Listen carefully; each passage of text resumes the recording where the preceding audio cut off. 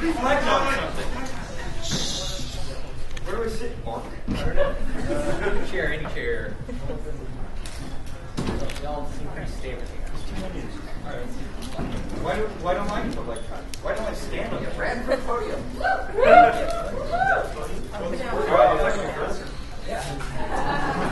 I'll just sit off on the side. I might shift later. What? What is the question? The question is, would you like to do Q&A? I would love to do Q&A. But no venture questions. I'll answer. Does this work? Hello? No? Hello? No. Jessica? Can you hear me without it? I have a booming voice. Hello? I didn't do that voice. As you can hear from my nasally voice. Does this work? Hello? Okay. I'm gonna have some water. Slowly.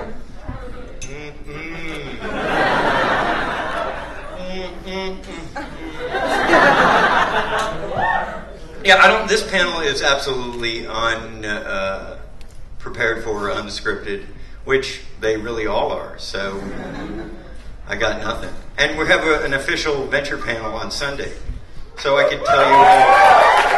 I can tell you all. You are applauding a panel on Sunday. I will tell you all the official venture news, and I will use this for just non-venture related questions. But you can ask venture related questions, and maybe I won't answer them. Or maybe I'll answer them in non-venture terms. Will Kim be coming back? Kim, of course Kim will be coming back, Mark. Or just fucking with you? So, Mark, do you have any questions? Are we starting? We're on it. Oh, we're on it. Quiet time has begun. Yeah, it's 5 minutes early. You get 5 more minutes. Awesome. You are... No, stop. Stop it. I did bring giveaway stuff. I don't know what I'm going to do with it. You're acting like you want it immediately. Who knows what it is? Is it a glass of water? It is not. At the end of this, I can give this to somebody if they want my genetic material for perhaps cloning. It's going on eBay. Or just to smell like what my accumulated backwash smells like. Which I can assure you is lilies. It's a botanical garden. The answer is frail flowers. Mark, do you have any questions for me? I don't know you well enough that I can't imagine you don't have questions for me. I'll let the fans ask questions. Wait a minute!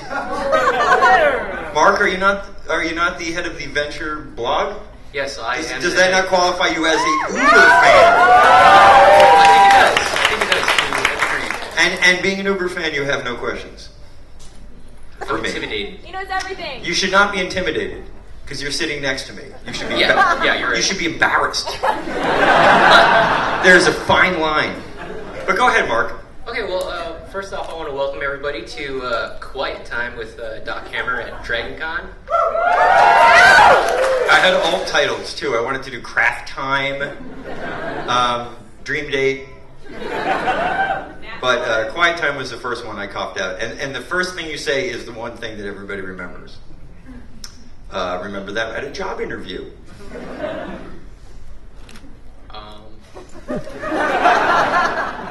There you Last go. time you have a real job. Me, Doc Hammer, when was the last time I had a real job? Or Mark? It's been a while. Mark Walker. He's never had a real job. A little harsh. The last actual job I had before the Venture Brothers was I was an art director for a magazine, which might not be a real job. That seems kind of fantasy-ish. Before that, I was doing logos that I still see on packaging. I was going to tell you something, but I shouldn't. I did a lot of logos for the NFL, which embarrasses me. As you can see here, I'm very athletically inclined, and I know a lot about sport ball games. But they don't care about that. They just tell you what the Super Bowl is called, and you just do your little logo, and they pay you handsomely. And before that, I was a frame carver. I carved frames. That is no joke. A real job. The last crappy job that I had, the kind of job that you don't want to talk about, I sold clothing. Where? But Doc Hammer is a go-getter. So I was a manager in no time, which meant that I just counted receipts. That's what a manager does. I counted receipts and I closed out the register. For Nomad, closed for the Urban Explorer. We sold MC Hammer pants way past the time that MC Hammer. Yeah, because they were ethnic wear. So would that be your first job? That's what an Urban Explorer is, Mark. It's somebody that explores, but they don't live in Africa, but they will buy clothing that we got from Africa at markup. That's news to me. If you want a burnous, you would come to us. If you wanted just giant MC Hammer pants, you would come to us. And I would tell you, no matter how you looked in them, I'd be like, you look great. Because I was a liar. That's what you do when you sell clothes, people. It's not called not selling clothes. So what was your question? So was that your first job? Or? No, my first job, I've been employed my whole life. My parents thought it was, I think it was actually my dad, thought it would be a good idea if I got a job super early, like preteens, and I was a shoe shine boy. Apparently my father didn't know what century it was. So he got me the most Dickensian job he could come up with. It's what, chimney sweeps aren't being used anymore? What is my son going to do? Can we put a rope on him and send him down a mine or something? So a shoe shine boy, which I enjoyed because I did it at it's not a salon, it was actually a place where men got haircuts, a barber. This is before salons, before men's would go to salon, at least in my town, and they had Playboys, which made the job awesome. Because I was a little kid, was like, these are nude women. So it wasn't that bad, and I could put a shine on a shoe like no other preteen. Like a little kid, and I was runty sized too. That must have been horrible.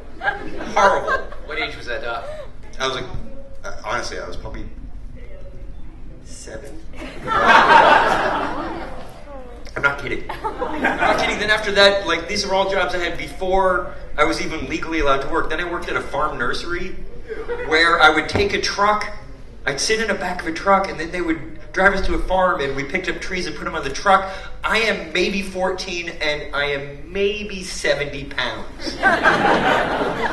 Who would do this? It's lunacy. And that was my entire thing. Then I started getting better jobs that didn't involve physical labor, which I am not geared for. And I started getting jobs that worked my artistic skills till eventually Venture Brothers, where I had to learn how to type.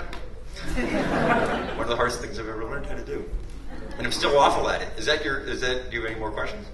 Or can we leave now? Oh, okay. I guess. Pass that around. I will field any question. I am a quasi-expert at almost everything. Gentleman here at the front has a mic. Who wants it? Oh, okay. Oh, this is okay. No, you are now. That's your job. You've been tasked. Yeah. Fine. You pick. Is it that difficult? How about that girl over the back? I saw her hand first. Make That a girl with the decision that glasses. isn't based on any kind of gender roles or your laziness. Like if they're way in the middle, you find a way to get them that mic. Well, the mic doesn't work, but it makes you look like a rock star. Thank you.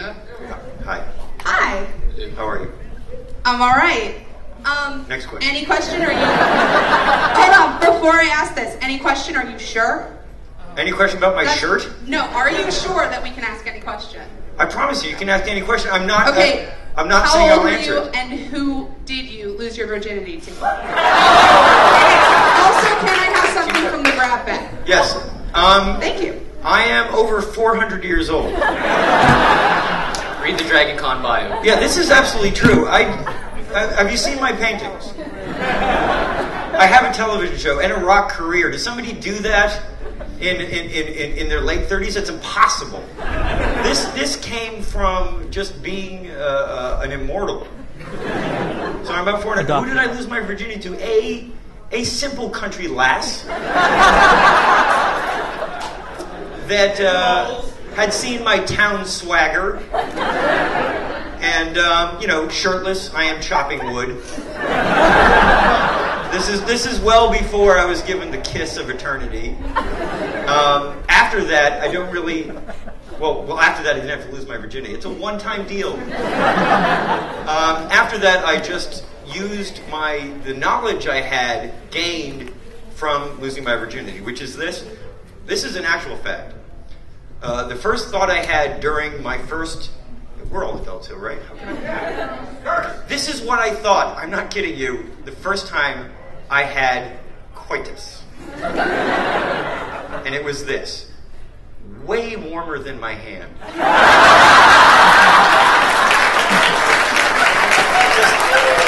I'm not kidding you. It was... All my thoughts were based on, I have been approximating this act so poorly. I had no idea that it was so. It's a moister, and 98.6 degrees of heaven.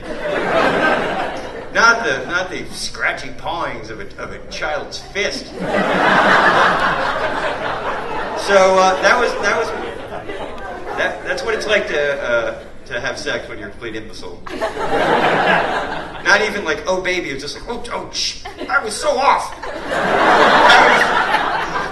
Next time I masturbate, I'm gonna make sure to incorporate these newfound things. Which I didn't. I didn't. I went right back to the old thing, because it works. I'll be dead honest with you. It's not important. And the question, I didn't think you'd ask such wretchedly personal questions. So I'm giving you a deeply personal answer.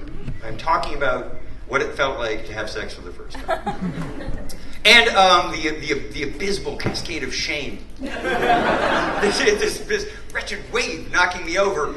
And the soundtrack that was playing in the background. I was at a friend's house. Oh, I'll just let you in. I was at a keep names out of it. I was at a kind of friend's house, and in his like back room kind of thing. And he kept playing the Steel Pulse album. Yes. Not what you want to really, unless you love reggae, it's not exactly what you're looking for as your first, like the soundtrack to the first time. You can't come up with a euphemism. Drop genetic shame. And then in the morning, I heard on the radio the song All Night Long. Which is like slightly better than having to hear hello. So now I equate All Night Long to what wasn't even All Night Long. I think I don't even think I went for. I didn't even go for a deuce because it was so weird. It was so weird that I waited for so long. I was 30. Now I don't even remember how old I was. I was probably at the end of my teens, maybe pretty old, 20 maybe. It was. Oh man, I haven't thought about it so long because I've since then become an adult, and I've had sex many times. Not an excessive amount, like a frightening amount, but I no longer go warm. I now grade people's genital grooming. There was a gentleman in the back. Mark will go, lightning bolt? Who would even do that? That's what I would do. Oh, are the landing strip back? That's what I do. Or I go, and your name? Or sometimes I'll go, is that including tip? Just a tip. What's the next Do question? you have any other projects or art Was projects? that Jesus? Where is that coming from? Gentleman way I back. have so many projects, Lord. What? Where's it? I mean more animation style projects than paintings. Gentleman in back. You know what? I'll tell you a little thing about. All right, this is Venture Brothers. Venture Brothers takes up so much of our time. You've no idea how much Jackson and I actually do on the show. There are times when I think that nobody's ever seen it, and it's something we just do in our tree fort. Like every day, we just go in and we're like, let's play with our characters some more. And you don't do anything else. You don't even think of something else. I'm a simple man with no aspirations. So when I have an idea, I go, how can I make the Venture Brothers do this? Oh my God, I have an idea. I don't go, I have so many ideas. Let me just put this in my book of super things I want to do later in life. I find a way to wedge it in, which is why the cast is enormous. And why, like, there'll be a Dr. Orpheus in a show that's kind of about super science. Like, they don't really... It's because somebody had some Orpheus ideas, didn't he? And the venture world, or the venture verse, which do you like better, you personally? Ventureverse, right? Yeah. It's the double V. I like it too. Like Tangy Taffy. It's alliteration. It always works. The venture world, whoops. The ventureverse is huge. There are so many people in it, and every one of them, Jackson and I know what these people have for lunch. We know what's going. Does anybody here some sort of a medieval loot? It is. I'm thinking of the angels.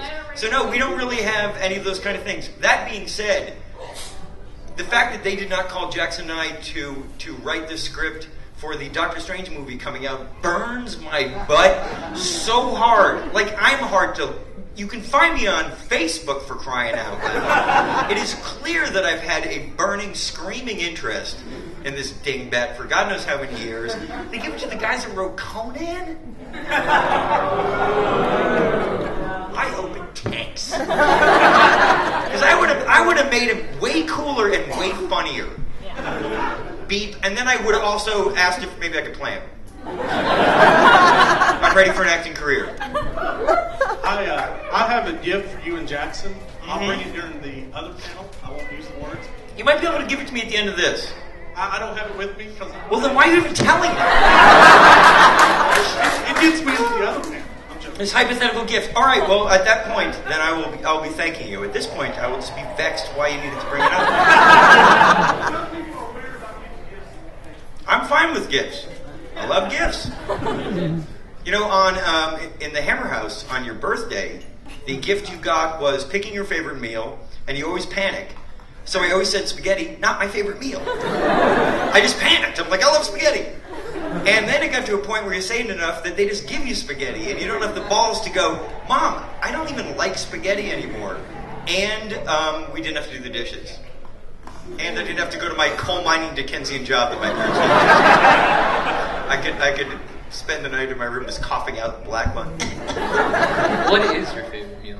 My favorite meal right now is it's a lentil soup that I make. It is overspiced. It is delicious, but you cannot get it anywhere but the Hammer House. And it's a heavily curry spiced lentil soup. Nummy. I also you're all speaking. This is not quiet time at all. It was like a recipe. Oh, the recipe? It's lentils. You take onions. No. How about You just gotta trust me. It's really good. If you ever go to New York, on Houston Street, in the Lower East Side, there's a place called Barricade that has lentil soup. It's a little bit like that, but way spicier. Boom. I also like roasted vegetables. Next question over here. Hi, Doc. Hello. I met you earlier today. That's awesome. Do you have a gift for me tomorrow? But, I listened to your commentary, I follow you on Facebook, and you actually sat on my lap last year at Dragon Con. I remember that. that. Was it good for you? I'm actually... Titters all around and still got the goosebumps. Kind of hoping I can get some from the goodie bag. Okay, well, do you have a question, or are you just going to seduce me? Well, a little bit of Because, sir, I am yours. That'll be a new experience. I'll have this whole, tantalizing Doc Hammer. a little tighter than I thought. Yeah. I don't know. With Facebook and the commentary, I'm going to ask a Doc personal question. Go ahead. Tell me about your cat. This is a way to bring this shit right the fuck down. My cat, I'll tell you about my cat. My cat is the most beautiful animal on the planet. It is a calico cat that never got any bigger than slightly above kitten. It could fetch a rubber band and bring that shit right back to you. It hated everybody else and would attack them and hiss. And for me, it would cuddle up and it would sleep, which is what I want. It's like having nobody wants to admit it, but everybody wants a girlfriend that hates everybody but you. Nobody's gonna say it out loud. You know what I mean? That like you don't want them to not talk to guys. You want them to despise humanity except for you. I have this in a house pet, and she would cuddle up, and I thought her name was Robespierre, the Terror of France, and I thought that she was really kind to everybody, and I would let people, watch my cat when I was gone, and I would come back with stories of the cat would jump up in the air and hold out its arms and then rotate slowly in the air. Like, what? You're crazy. My cat is the most gentle cat in the world, but it turns out that she was brutal to everybody but me. And I love that cat fiercely every day of my life. I have written it love letters that I would put next to its food. I would come home and speak to it ad nauseum to the point where the cat would start making noises because it's a cat. I'm not retarded. I know that my cat has no idea what I'm saying. So the cat would just hear like wah, wah, wah, wah, wah, wah. So she would join in. So we'd have this conversation of the cat making terrible noises. The part about this that is sad is my cat died very recently. Like a week or so ago. And I'm fine with it. I no longer need anybody to console me. I'm good with the cat. I have no regrets. I wish I didn't see her cold, dead eyes. Let me tell you this, man. You have a pet die in New York City. What do you do with her? You go in the backyard and bring all the kids in a tissue box and bury it under the cherry tree? You do not. You put it in a messenger bag and you walk it somewhere. So I'm walking down the road with this cat in my back, tears just pouring out of me, inconsolable to find a place to deal with my cat, which they will cremate it. I have to pick up the ashes when I get back from Dragon Con. Don't know what I'm going to do with them. Might send them around to friends. Might put it in pepper restaurants.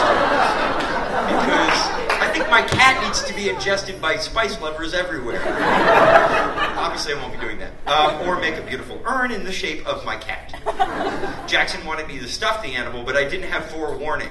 I might have considered it in a tacky pose. But I didn't know she was going to die. I just woke up and my cat had suffered a heart attack, and she had... I'm not a religious man or a superstitious man, but you look into a cat's eyes that has just recently passed, there is something to be said for those things being the windows to the soul. There was nothing in there. Nothing in there. And the cat looked just like my cat. Hate to be maudlin. The cat looked just like my cat. It was laying there and it died in its sleep, so it was just as beautiful. And the eyes just made you go, you're meat. You're just meat now. You're just not my cat. It was a horrible, horrible experience. I'm a vegetarian, so I did not eat the cat. And I wouldn't eat it. But it was, I'm okay with it now. I don't want a rebound pet. I don't even want to look at a pet. And I promise you, my cat is way fucking prettier than all your cats. I know you're all like deluded, like, oh, my cat's cute. Wrong. I got a phone full of pictures of my cat. I promise you my cat's gorgeous. The modeling on her back was a little crappy, but besides that, she was like a model. If you held my cat up like, hey, kitty, perfect calico model. The back was a little patchy. I could tell that my cat wasn't like totally. But from the front, that's the best looking cat I've ever seen. And I used to goof on her. I'm like, you're almost super beautiful, but your back's a little patchy. And then she became an anorexic, of course. And she could never please me, and that was probably one of the problems. And then she would, it got pretty abusive. I called her stupid a lot because she couldn't speak. Things like, what do you know? You're just a cat.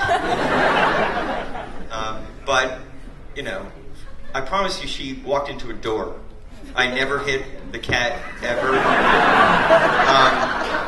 You don't know me. You don't know me. You don't know what I'm like. That's my impression of an abusive cat owner. Can somebody else ask a question so I don't have to talk about my cat anymore? Okay. Fill us in. Why do you wear sunglasses indoors? I'm going to tell you exactly why I do. You can ask me any question like that. Okay, 1, the lighting in here is piss fucking poor. 2, my eyes are as deep set in my head as a Cro-Magnon. I am legally wearing a visor right now. The amount of sleep I get can be counted on a finger in hours, and I am exhausted. And this is not 1972, people.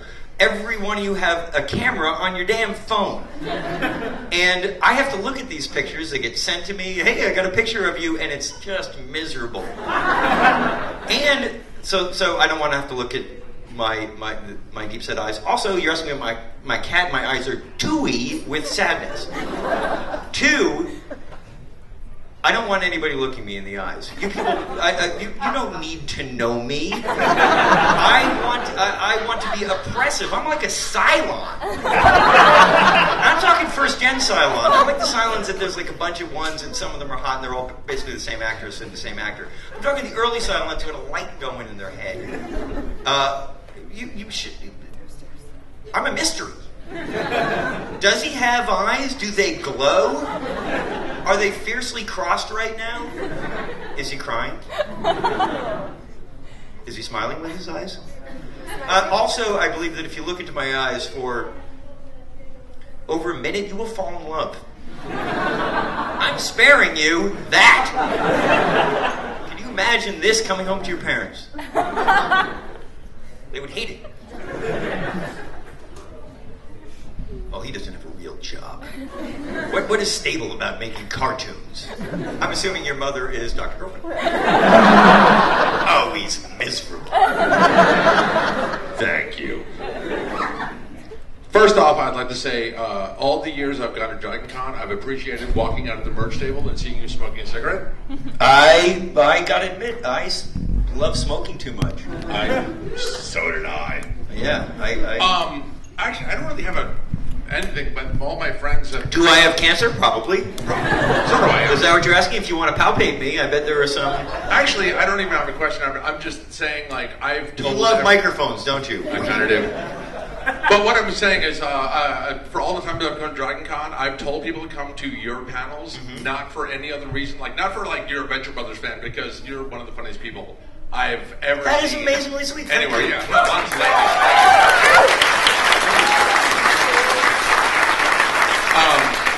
Unfortunately, I am sucking ass tonight. Yeah, no. I have a bottle of alcoholic whipped cream. I don't even know what that is. You want to hit? I do not want to hit of either alcohol or whipped cream. It's kind of amazing. Here's a little something about Doc Hammer. I have never been drunk in my life. Shut up. Really? I swear on a stack of whatever. I swear on my hands, which are far more important than a stack of books, I promise you. I swear on my ability to get it on ever in the future. I swear on good hair days. I swear on the success of my television show. Wait, do you smoke light cigarettes or regular cigarettes? I hand roll my cigarettes because I'm a man. Oh, yeah, I believe you then. I believe you, yeah. But I have never been drunk. I have tasted alcohol, and I find it to taste like facial products that I don't know if they make anymore. It tastes like Seabreeze or 1006. Do they still make those? It tastes like a Neutrogena scrub. I can't imagine that people like the taste of alcohol. What I'm assuming is they get drunk and they like that effect. I don't want to be drunk. I really, not only am I super in love with my lucidity, I fear the things I would do with my control valve turned off, because it's barely a valve as it is. It's a terrible hissing, like a piece of loose leather over like an ill-fitting atomizer. You know what I mean? So you could squirt it and it would just go, yeah. That is my valve of like what I'm supposed to say and do in society. Like occasionally I go, now's not the time to make a pederast joke. Which apparently I have to wait for millions of people to turn on the TV to make the pederast joke. But yeah, my valve sucks, and I think if I open that up, that Pandora's box, I will just be screaming. It'll just be this horrible fountain of semen shooting out of pores. I don't know what I would do, and possibly I would wake up nude with a religion based around me. It's possible. I don't know what I did. I have holes in my hand. Don't remember doing it. Possibly I was just cutting because I just want to feel anything. See, you're not supposed to make jokes about that. It's a super sensitive subject. That's why it's funny. Somebody else? I've never smoked marijuana either. Isn't that weird? Isn't that weird? I'm super lame, but I smoke cigarettes and drink coffee well past its drug stage. I was hopped up on that shit 24/7. So don't look at me like I'm a priest. Yes, can I help you? In the last Okay, you go about 3 blocks. Okay, there is a Henny Penny. I'm joking. I'm pretending you're asking for directions. in the last year, what are the movies, the music, the books that you've enjoyed over that time? Okay, I have no timeline on art. Like, if someone's like, what are you listening to? Wagner? Wagner, isn't he dead? Oh my God. So everything I watch and listen to doesn't mean that it's happening at this moment. So what am I really into right now? And this changes. If you ask me tomorrow, I'm telling you it's a different story. What am I listening to? I'll go back to that. You know what I'm enjoying for movies is first of all, every movie that I see, best movie in the world. Which is, that's why I think I'm a great lover. Because I have just no memory of anything. I'm like, that was the best experience of my life. This is the greatest thing that's ever happened to me. That's how I deal with movies. I'm a good audience. You know what movie I just saw recently that I thought was really beautiful? Adventureland. Like, it has just a little bit of a comedy, but it has a beautiful soundtrack and a kind of deep soul that you don't get much in those movies. They're lost. Superbad also did that for me. Same director, strangely. Superbad, I watched purely as a romance, and I was moved because I forgot it was a comedy. Not that it wasn't funny, but it just worked on the level of beauty that comedy forgets to do sometimes. So I'm really into those.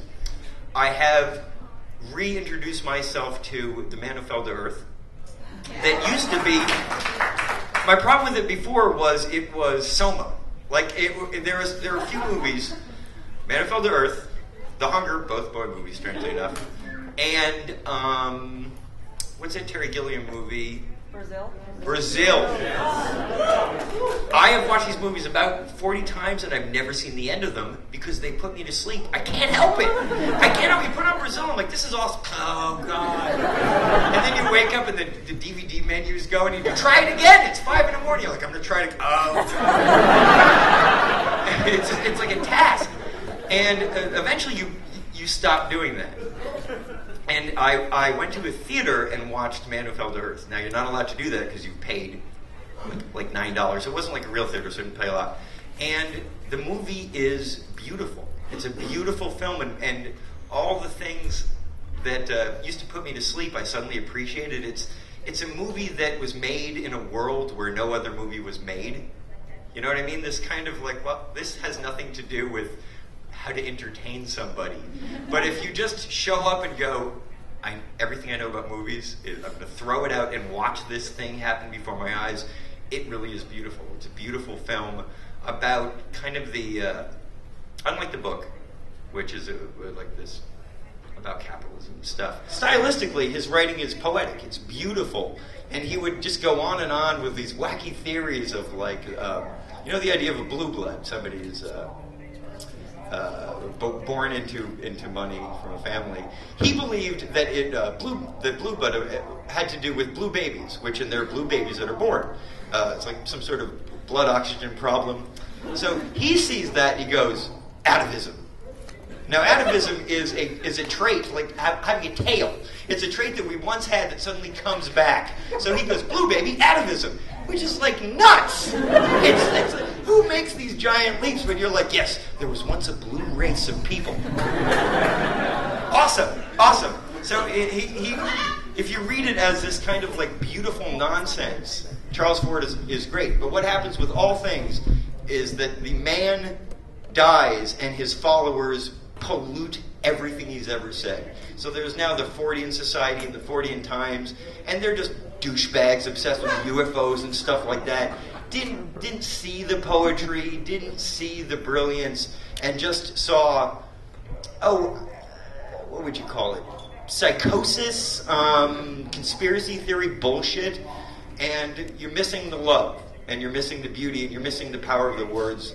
So if you want to learn about Charles Fort, read Charles Fort. Don't read anything about him, because it's all X-Files douchebaggery after that. That's a word, by the way. You just put "-ery" on anything. Dickery, douchebaggery. It's perfectly illegal in a world that I'm allowed to say for the win. I can say douchebaggery.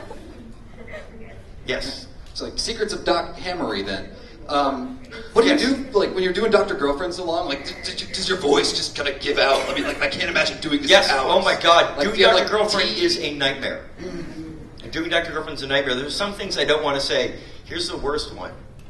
Dr. Girlfriend can barely say the word monarch. It's in every script. And every time it comes, I'm like, oh God. So I always have to put a little, like, I have to, what do they call that? When you're pretending to be somebody that I'm acting. So I have to act over it, because and I usually ham it up on those things. It gets, like, really romantic. Monarch. It gets really romantic, because those sound is not good for Dr. Girlfriend. Sweetie, much easier. And maybe in the booth I'll just, it says Monarch, and I'll throw out a sweetie. Lammy kids. King Butterfly Man. Something like that, because Monarch is really hard to say. Monarch Mobile, I can barely say not in the voice. My tongue's going bananas in there. So I try not to say that. And everybody says that. 21 says that, and I can't get it to do it. And 21 makes me slightly sick. Because you don't do it from down here, you do it from the top. I'll do it in a moment. I just burped. Can you smell that? Is it fruity? It should be.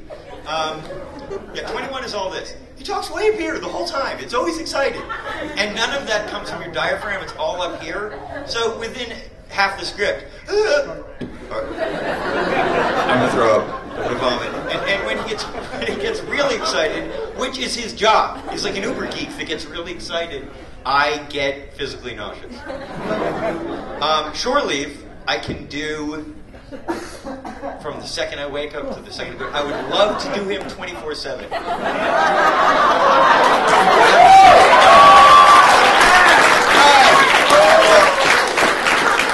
A matter of fact, if I could go back and just now that people know my actual speaking voice, I should have just started with shore leave. I want to be the guy that 24/7 is shore leave, because everybody would like me. You know what I mean? I just walk into the day. Oh my God! Hello! Everything would be huge. Boom! There's no tiny things happen. Excuse me. Everything is massive for shore leave, and I could talk like that forever. I could read recipes at shore leave, and it's in a nice register too. You want to hear I'll tell you all about my voices. Billy Quizboy, I can't do because I look silly doing it. Because it's a side thing, and I've seen pictures of me doing that, and I go, I don't want to see that tweeted. I don't want that swapped on Flickr.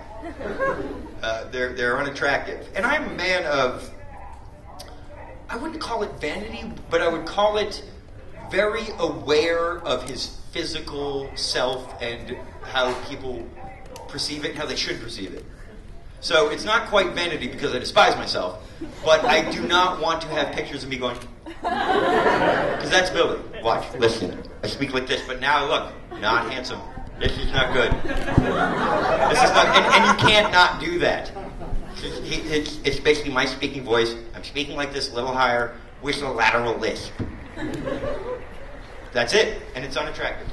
Dr. Girlfriend is sexy when I do it. People should look at me when I do that. And they should look at me maybe with a sheet on their lower half. So anything can go on. I'm not going to judge. They could be knitting or going through their pockets. I don't know. Or they could be exploring places none of us would want to speak of, except for me, publicly, constantly. At the drop of a hat. And Dermot, the most hated character of the Venture, next to the Muppets, which I also do. I love to do the lamentable. Dermot is just a voice that, this is true. Dermot was a voice that Jackson and I both did, reading like Ain't It Cool News and stuff. Like anytime somebody was writing with this kind of like Southern Adventure special, this is like a 15-minute commercial for a record. Like anytime somebody's being like this douchebag, they got the Dermot voice. So when we wrote Dermot, we're like, well, that's the voice that we've been doing, and it's a voice that like everybody's Dermot had. You know, these Dermots that are in every school. Because my personal Dermot, who was not named Dermot, he was named Fichtel. Dermot came from Jackson's Dermot, and Fichtel came from my Dermot. He's an amalgamation of our Dermots. My Dermot had that voice also, and a dog that he told me only listened to commands in German. The dog's name was Blitzen, and I totally believed it. I'll kill you. Because it was like it might have been a Rottweiler, I'm not sure. It could have been like a Bichon Frise. I was a kid, I don't remember. But I was terrified of this dog and this kid, but it made him kind of cool, and he was just Dermot. Just, what a bastard. Like a failed bully. Yes? Do you have any like guilty pleasure cartoons that you like? Oh, well, you've been usurped. Guilty pleasure cartoons. No, I hate almost everything on TV. I have not guilty pleasures. Like, I do love South Park. I think it's brilliant. I have the fondest recollections of Doug.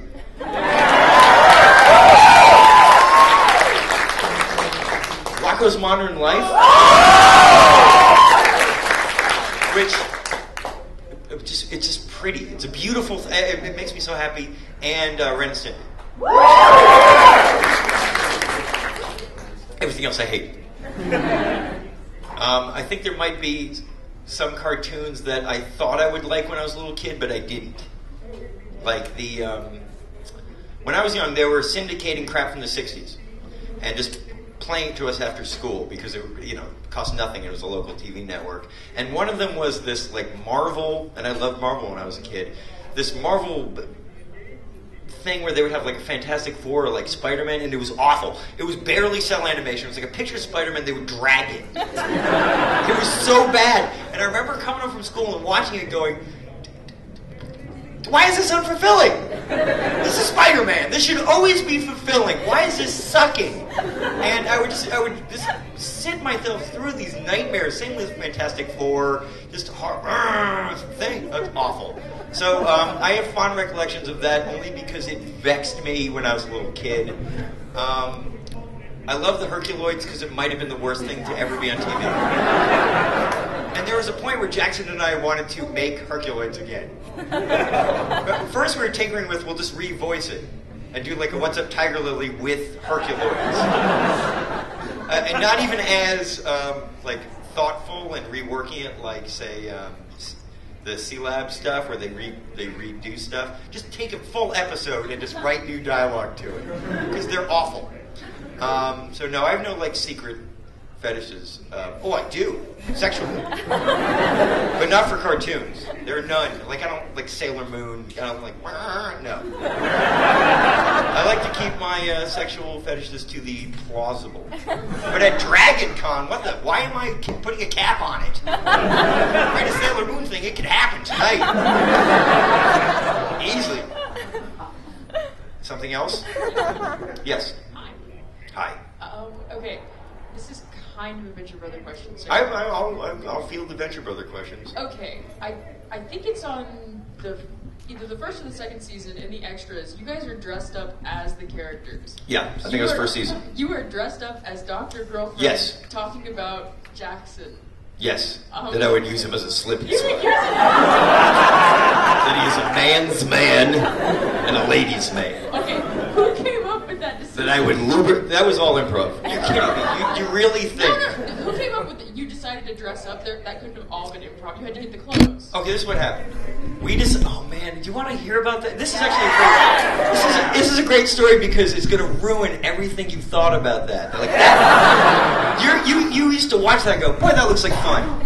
wrong. So somehow, and we were freshmen, right? This is the first season. The DVD hadn't come out yet, and we had, I'm guessing, 75 viewers. If you take out my immediate family, we had 70 viewers. And you were 69, possibly. Ooh, body.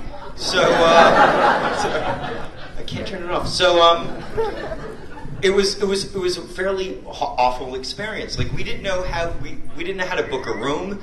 We had a crew. Like it doesn't happen like that anymore. We walk into a room, they're like, Venture Brothers, yay! I watch it, they'll tell me a story about how their son likes Venture Brothers. At this point, we were just douchebags who showed up in costumes, and mine happened to be a woman. And I swear you can hear the cameraman talking during a lot of it. They would turn on the camera and you would think it was on. And we had no script or anything. We would just go up there and talk, and I was going to edit out and find moments that worked. And I kind of found some, but you could have heard a pin drop. You could have heard a heart drop. You could have heard your soul drop. It was awful. And it was just this dead room, and you were just trying to improv. And none of us are actory, with the exception of James Urbaniak, who went up there and just hammered it home for the amount of time as, all right, time's up, good, that worked out perfectly. And that was the end of it. So he was great because he's an actual actor. Jackson and I are dingbats that write stuff and are cheap and like the sound of our own voices. So it was the most depressing thing. And the other thing was trying to get me to play 21 is they brought me a fat suit. I put on the fat suit, I look normal. And we had to start gutting a couch. So I'm wearing like bolsters and all this stuff, and you still got my little head. I have an abnormally small head for a man of my carriage. Like if I like to think that it looks like a fist sticking out of a collar with like a regular-sized arm, not like this, which is a lady-sized arm. So this is what I see. Senior Wenches with fabulous hair is how I see myself in the mirror. It's Senior Wenches with piebald hair. So yeah, stuffing me with my tiny head coming out of it, just miserable failure. It was just horrible, and it was only through editing where you found these moments. Because I'm telling you, right after I said that, what I said was you couldn't put it on any DVD. Vivid Video would not put out the things that came out of my mouth after that because there was nobody there. And when I am moistened and cornered, I work so blue that it's navel in blueness. The filthiest things come out of. It's like Tourette's syndrome. I'm trying to wake anybody up, the cameraman and everybody's politely saying nothing. It was really an excruciating experience, which is probably why our special features have sucked ever since then. We did that thing where we walked around the Astor Base, which is really the Astor Base. We went down a few halls a few times and stuff, but that is really where we work. Did we do one last year? Yeah. We're making a show. What would you rather have, Jackson and I, morons playing dress up, or 2 more episodes that you got? Yeah, it's true. Not that Jackson and my dress up isn't awesome. You know that the Shallow Gravy special was originally Jackson and I, for a special feature, wanted to make a music video, and not for the Venture Brothers, just us, morons, just with the guitar breaking a mirror, just every stupid thing we see in the video just being us, so people can watch and go, these guys are idiots. We want more Venture Brothers, and they made a video, and just us, and we had we got props, we have matching Bolero jackets that we got for this. Awesome, and we were gonna do it, and then all great ideas, somebody eventually goes, oh, that's idiotic. And then we wanted to make a music video for the show, and then Adult Swim said, well, that's a waste of our money. Why don't you make something long enough that we can put on the air? That's where the special came from. No matter what you read, it's 15 minutes to sell a CD, which actually was a last-minute thought. We're we got the songs, and psychotically I kept making versions of them. We should release them. So, that's God bless you, sir. Ma'am. I don't know where that came from. I don't know. Oh, wow. Why did you do that? I am a legal priest, and you have just been blessed. So, trust me, your children will. There you go. The sign says I have 10 minutes. Wow, it feels like only 3 hours have gone by. Would you like to hand out some gifts? I got some stuff. How do you guys want to get it? Oh, stop it. You'll learn a little bit about. First of all, I brought some CDs of my band Weep. I would love to give you them. It used to be really good, but I'm working on my new stuff, so now I hate it. Can't wait to get rid of them. I have no affinity for it anymore. So that's 2010 Worn Thin. This is Worn Thin. It is a full-length record that I made with my hands. Okay. Also, I brought. When Venture Brothers make buttons, I physically had a button machine and make buttons for you guys. Like I made them myself on my cafe table in my middle room of my small apartment. I made buttons. Because I don't think big. I think small. I think, I'm going to a con, I should make them stuff. You are so lucky you're not consuming the world's most burnt brownies right now. But I made buttons, and because I made them myself, there are so many different kinds. But the real successful one is the 21's head works perfectly on a button. Catch that. This is like a regular Venture Brothers one. I'll hand them out. We got Brock. I just made so many buttons because I'm nuts. I see some people in costume today. I got an impossible button work. Would you like that? You? Also, I made a button of Just Killinger's mask. It's so tough. It's this one. Can you guys see it? No. So I'd love to give you some. How am I supposed to hand these out, Mark? How about we do costumes? We got some costumes here. Oh, I'm sorry. What? To give some to Pants in costume. You have to put on headphones. You ever give somebody headphones? I like it. Anytime you make people listen to music. What? Really good. What did you use for snare? Should we give them for costumes? I don't even want to care. I just want to be first come, first served. Do you want to do it, Mark? Yeah. Mark, here's what I'm giving you. I am giving you.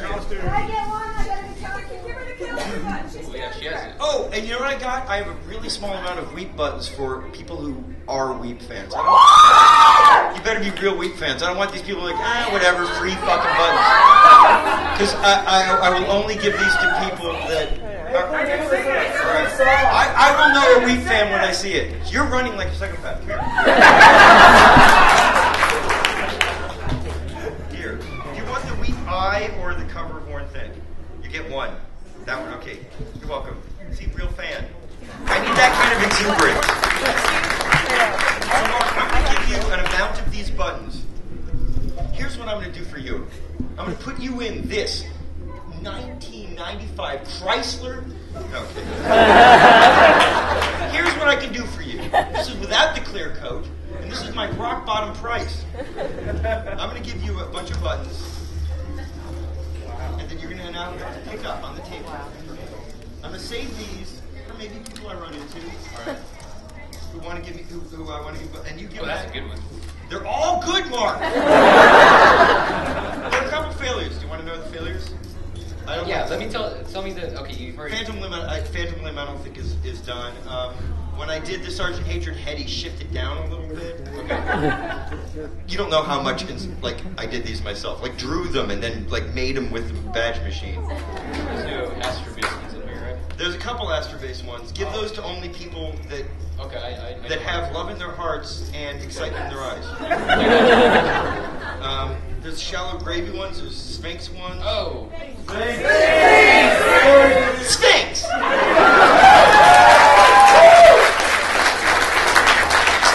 You got it. Yeah, remember that Chicken Tandoori? It's like a coin flick. Yeah. I said it was garbage, it was me. There it is. There's some beautiful ones, and I have worn thins. For people who should be Wheat fans. Look, if you don't like it, give it to a friend and stuff. This isn't the music of somebody that makes a show and is like, I'm going to be a fucking rock star now. I've been doing this crap way longer than I've been typing. I promise you, this has as much credibility as Venture Brothers. It does not have Hank and Dean in it, and it's not as funny, but it is as heartwarming. And the way I think about the Venture Brothers is that it's not really, it's a show that is funny, but it's a show that is about people talking to each other and beautiful people. And I have 5 minutes, which I shall spend dancing. Music, please! Mark, how do you want to deal with this? You're 5 minutes before they throw us out of the room. Okay, How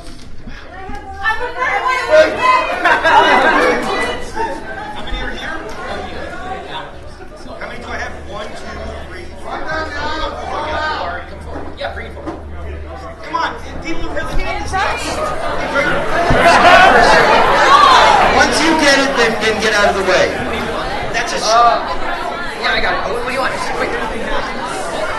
And there you go, Venture. Killing you. You got it.